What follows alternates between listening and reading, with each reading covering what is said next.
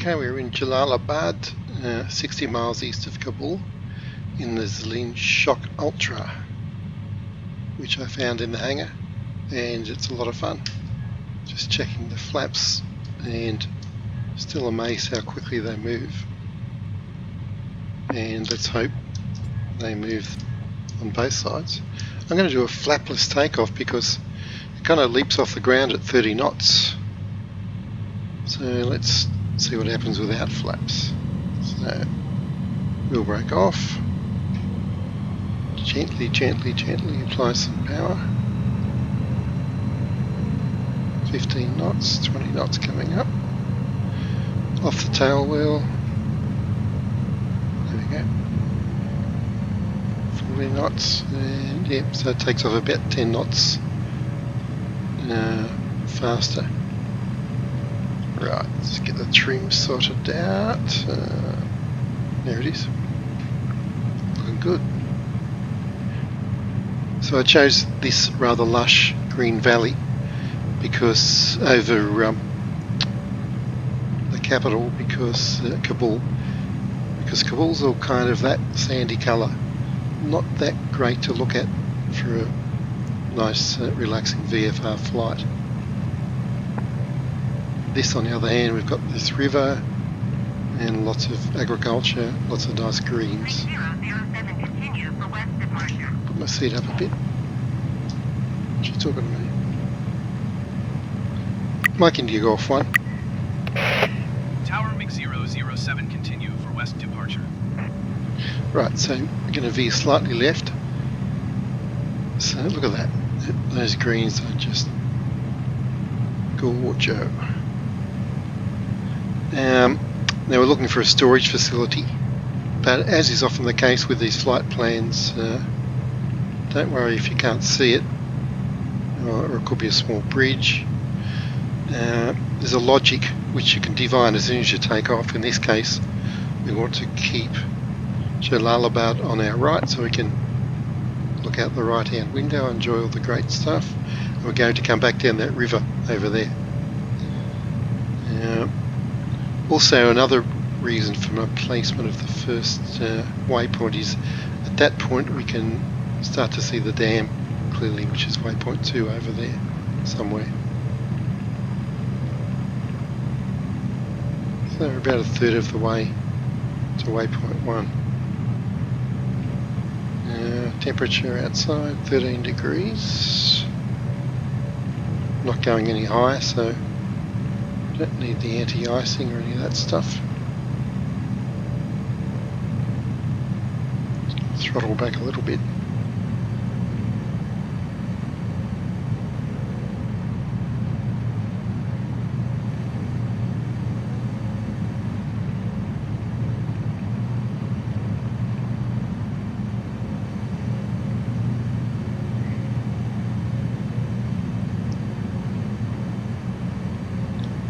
Very relaxing.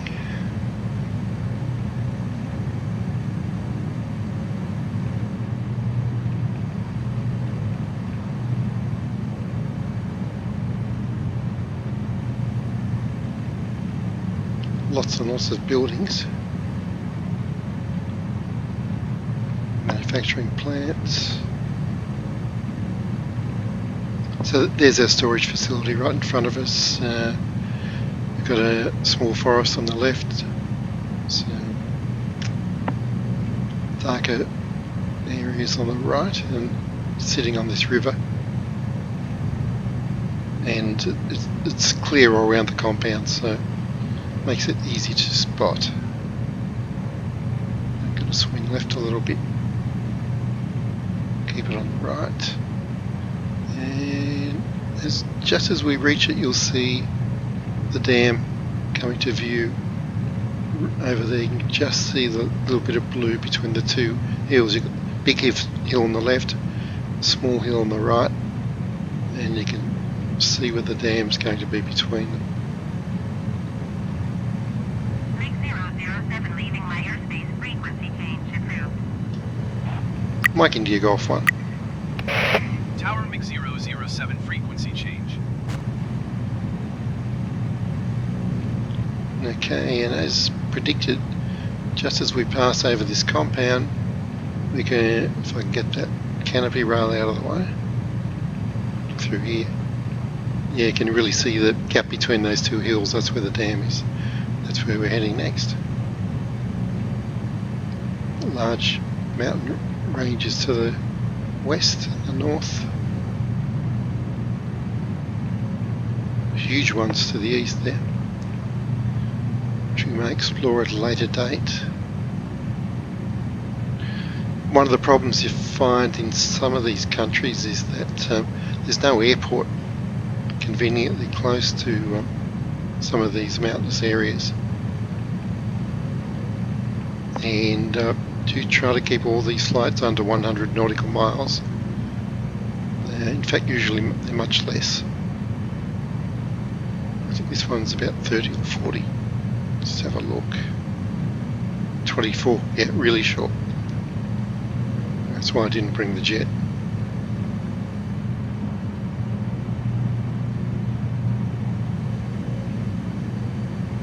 Okay, so we're sitting on 76, 77 knots.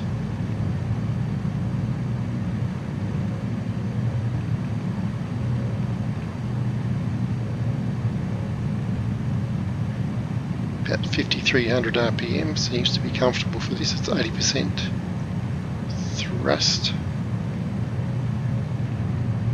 or 80% RPM anyway.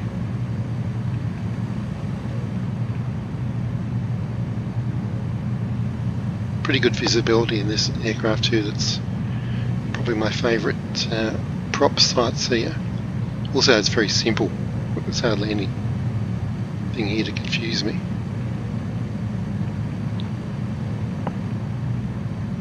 And I don't even want glass cockpits. In the sim, I've got a moving map in my physical cockpit anyway. Of course, we can always pull up the, let's see what happens. Yep, there it is. Waypoint 1, waypoint 2. It says calculating a turn radius, but the triangle shows the waypoint. Waypoint 3, and it's calculating the landing. So actually we're going to be turning waypoint 1, 2, 3, 4. It's showing 4. Up there, yep. Okay. 1, 2, 3, 4. Cool. Let's get that off the screen. Right, so interesting colours there in the base of the mountain range. And you can see this enormous lake. It's actually huge. So what I might do is just fly directly over the dam, turn over the lake, come back down.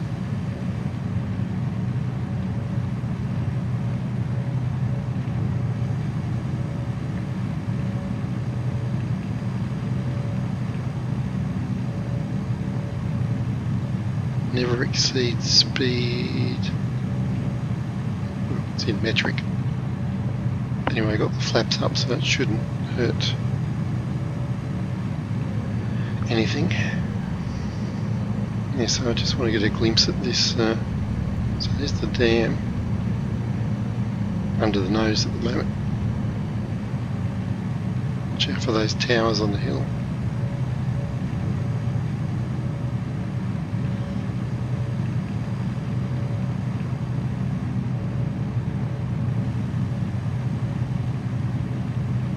Yeah, it's quite a large lake.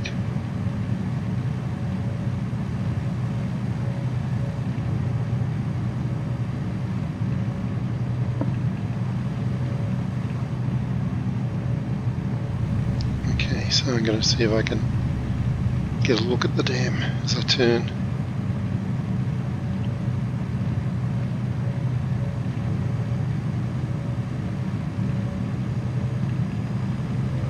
Kind of a narrow gorge there, isn't it? Watch out for this hill.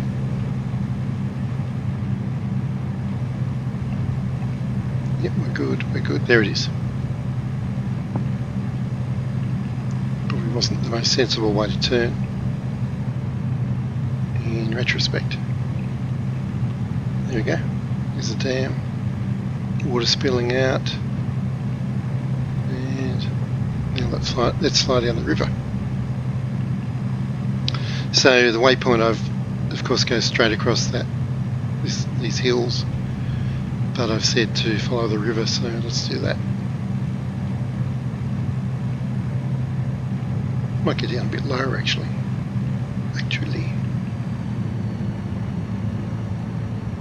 Look at some of the gorgeous detail.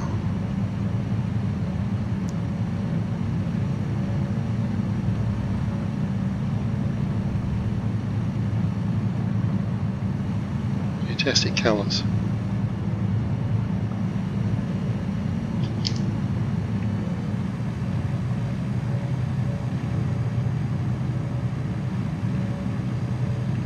What's the time here? It's 10:54 AM. So the sun's pretty high.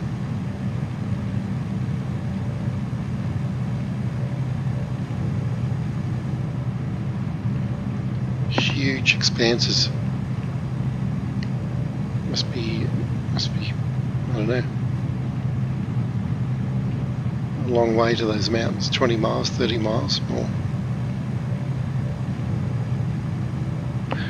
And the next waypoint is where this valley on the left meets the valley we're in.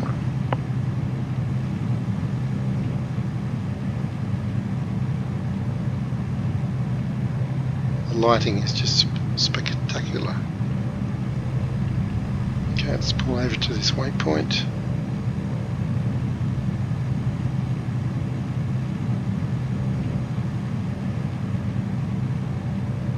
Gives us a nice view across the river too.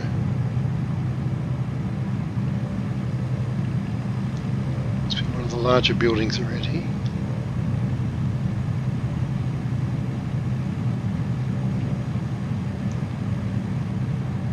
So yeah, you can see where the water over the years must have run down into this river.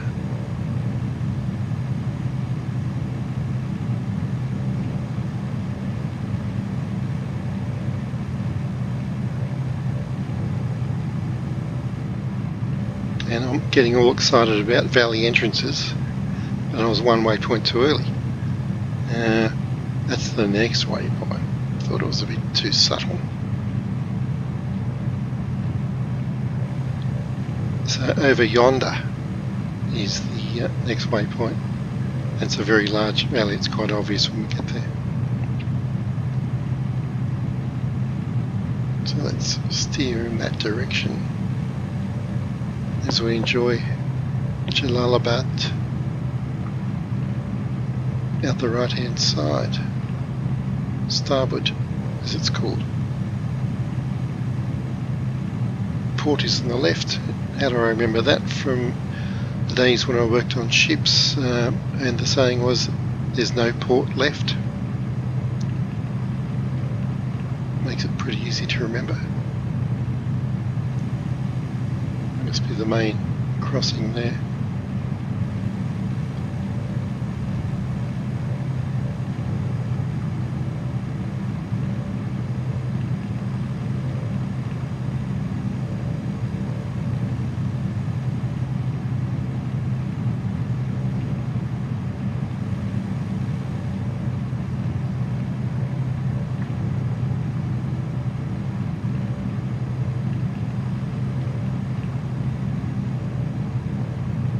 There's always something to discover, and you think, what's that? Is that a university? Is that a industrial complex? What are they growing in those fields?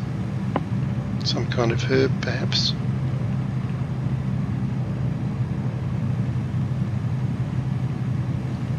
Here it is. No, it's not here. I'm getting really jumping the gun on this. I know why, because I usually fly the recce flights in my MV331, which is kitted out for photo recon, and of course that gets around a route like this in about 5 minutes or less.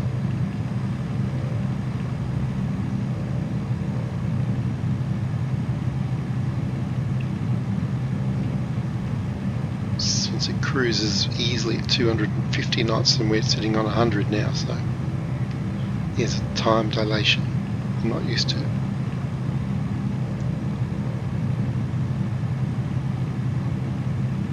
And of course there's a very practical reason I use a jet for the photo recons. It's because of time. Thousands of flights required so far to design the published flights, and if I did them in this aircraft, I don't think I'd ever finish the project. So here we go, here's a bridge, and we've definitely got a significant valley with hills on each side coming in to this valley. So this is definitely waypoint 4. And I reckon I would have set it right on that bridge, because it's an obvious landmark here. So lots more to explore up there at a later date. Right, there's our waypoint, that bridge. Now let's head back to the airport and try to get them on the radio. Tuned into them. Nope.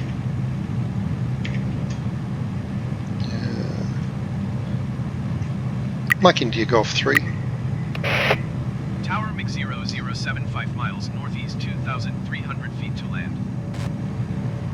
MiG-007 Tower.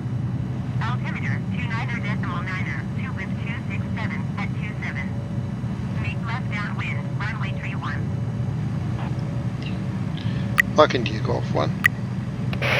Enter left traffic runway 31 MiG-007. 31.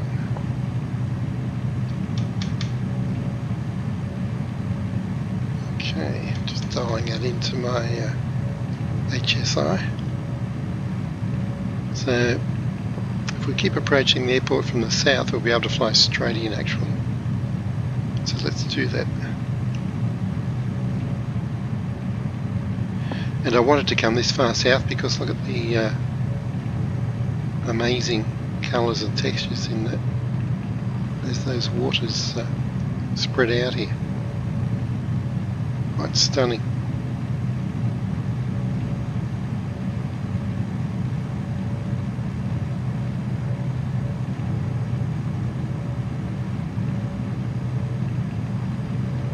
Must be about 3 miles out. Yep, we can see flashing lights over there.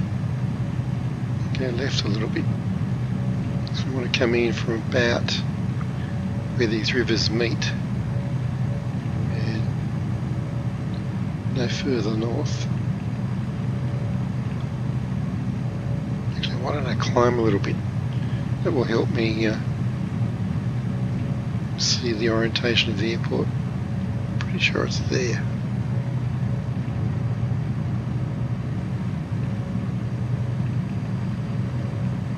I'm going to announce my position. It's kind of a... MiG-007 wind 267 at 27. Clear to land runway 31. Mike India Golf 1. Clear to land runway 31 MiG-007. Well, there it is there. Still a bit hard to see. Keep climbing.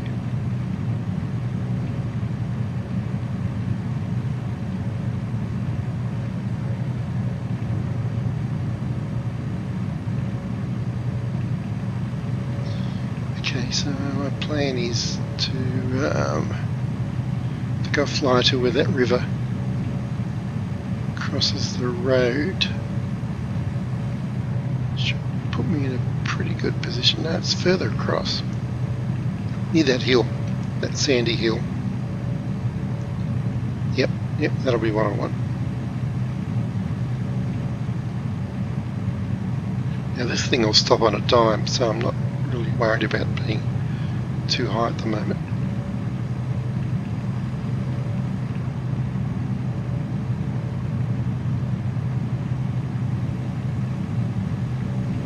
Some nice patterns there.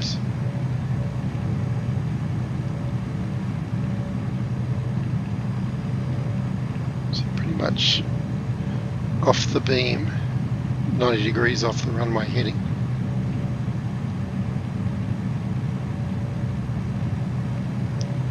I think I'm going to try a flapless landing as well.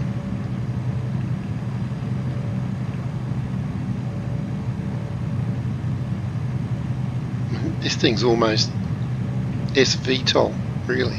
It's just such incredibly short takeoff and landing runs. Yep, there it is. Check for other traffic. Looks clear. Okay. Start turning to final. Gears down already. Flaps we're going to leave where they are. Fuel is good.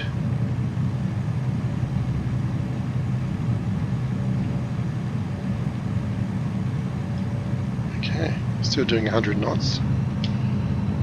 Bearing in mind it's going to land about 40 knots, I believe.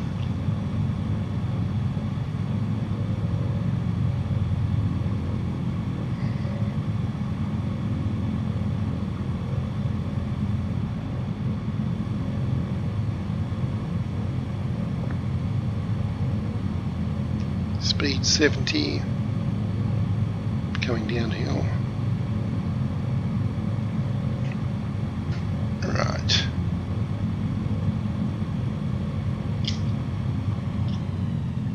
Throttle right back. It'd probably land on the piano bars, this thing, if I wanted it to. 50 knots, just watch the speed now. 48. 45, let's not get too slow. 47 again. 48.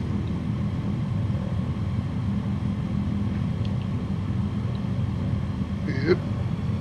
Ooh, ballooning. Yeah, not many flights in this one, as you can tell. 50 knots. Let's see if I can just hold it off and let it settle down. Don't think it wants to settle though.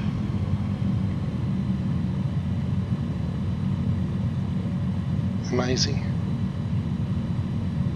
Okay, try this.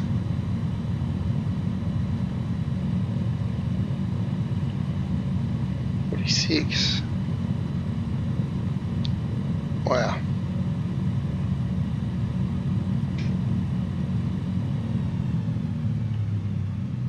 Oh, wow.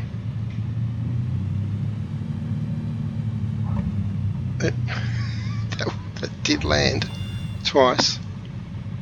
It's got 3 landings in. Still wants to fly. Unbelievable.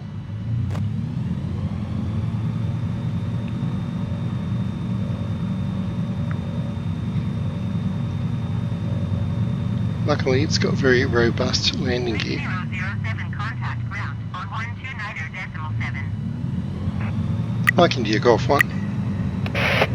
Going to 129.7 MiG 007. He's waving to me, this guy. Whoa, there's a truck. Yeah, that was unfortunate. Must have been Ghostbusters. Right. Whew. Parking brake on. And engine off. So there we go. Jalalabad in a shock ultra. It certainly was a shocking landing, so lived up to the name. Yeah, good fun.